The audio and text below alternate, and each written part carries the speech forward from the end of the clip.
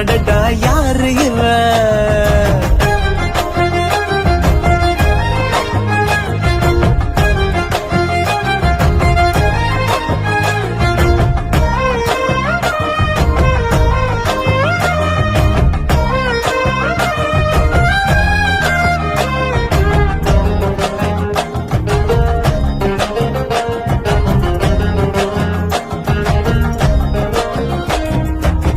நில ஒன்று தரையில் வந்து நடக்குது எதிரில் நின்று எனக்குன்னு பிறந்தவதா என்று